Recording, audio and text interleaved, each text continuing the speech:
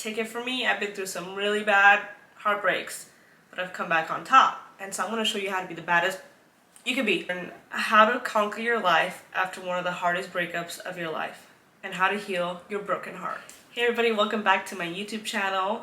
This is for my girlies that have been through a lot and they're trying to conquer back their life. So you've come to the right place. I know nobody is here by choice. Let's be real. You're only here because you're in the dumps and you're trying to do something better with your life. So in 2018, I knew that I was in for the most devastating year of my life. I was going through a really bad divorce and I was basically in pieces.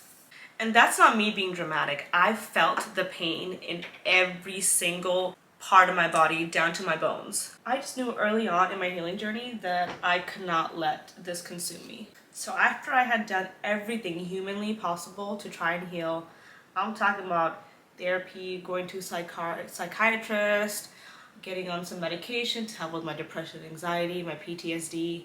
I also joined group therapies, and I almost got instructed into yoga and meditation. Like, I was doing everything humanly possible, as well as trying to eat right and fuel myself with the right kind of food. And honestly, that was all great, but it wasn't until I changed my mindset about heartbreak that I was able to really start moving on. So I wanted to stay here and talk about that deeper process of healing. So I learned really quickly that humans are dramatic as the things that we cling on to for regular pain, such as physical pain, will lead us down the wrong path when it comes to our emotional pain. Honestly, when you're going through so many dramatic emotions, such as heartbreak, you can't really trust what your mind is telling you. And what I mean by that is this. Our feelings from heartbreak emit such dramatic emotional pain that we also believe that the reason behind this dramatic pain also has to be dramatic. That means that the reason behind the breakup must be as dramatic as our feelings regarding the breakup. Oh, and side note, before y'all come for me, no, I don't put makeup on my forehead. Never did, never will. I just don't like touching my forehead when it comes to makeup. Sue me.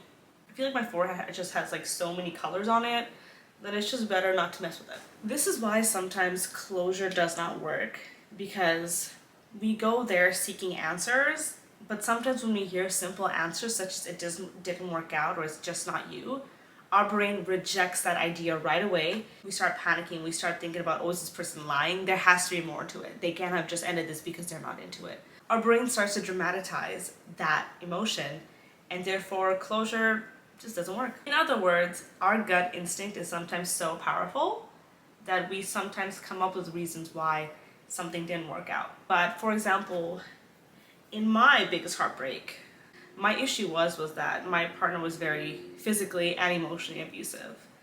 But inside, because I felt so awful after leaving this person, I started to think, oh, it's maybe because I wasn't good enough. Maybe because things that I did must have triggered him and made him into such a bad person. When really, I just have to understand this guy was a really bad guy.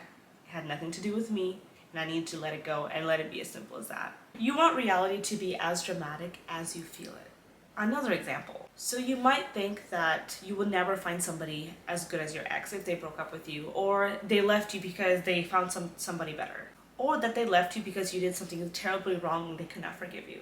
These are all probably very exaggerated and distorted reasons for why they left you. There rarely is a rationale that you will accept in your head that'll make you feel better about the heartbreak. Brain studies have shown that heartbreak activates the same withdrawal response as somebody going through drug withdrawal. No rationale will give you the satisfaction that it ended. You have to be willing to accept that it's over, and that's it. One thing we need to do is focus on ourselves and our growth apart from our heartache.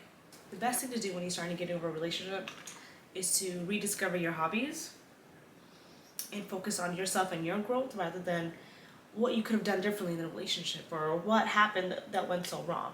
Things that I did, I started to focus more on my painting, my active lifestyle. I got more into content creation. And one of the best few things that you can do is meet new people, nourish your body, and get a lot of sunlight, and don't forget to drink water. Another thing that people do when they're going through a breakup, and this is one of my favorite points, is we start to remember all the good parts of the relationship, and this happens with anything that we're ending in our life. We start to romanticize and think about, oh, all the good times that we had. Stop. You need to start remembering all the bad times, okay? You need to start remembering why they made you feel bad. why everything was always, why you were crying all the time. That's the stuff you need to be focusing on, because once you start to train your mind that, hey, what you're trying to miss right now, you shouldn't be missing at all.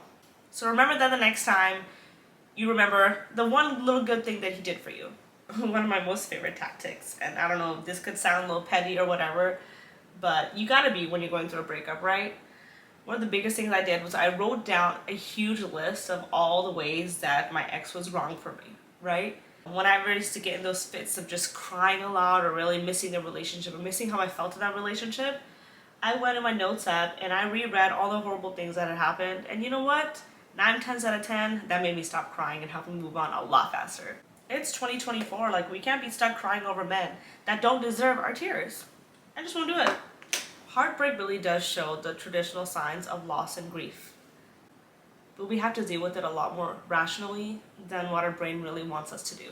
It's a complex psychological injury, but you can deal with it in ways that you know are scientifically proven to help. There's no secret formula to it. You just have to keep moving, always one foot ahead of the other. And you may not know what tomorrow is going to bring, because we all know that heartbreak can leave so many different types of voids. It can leave a social void, a religious void. It can also lead your self-identity.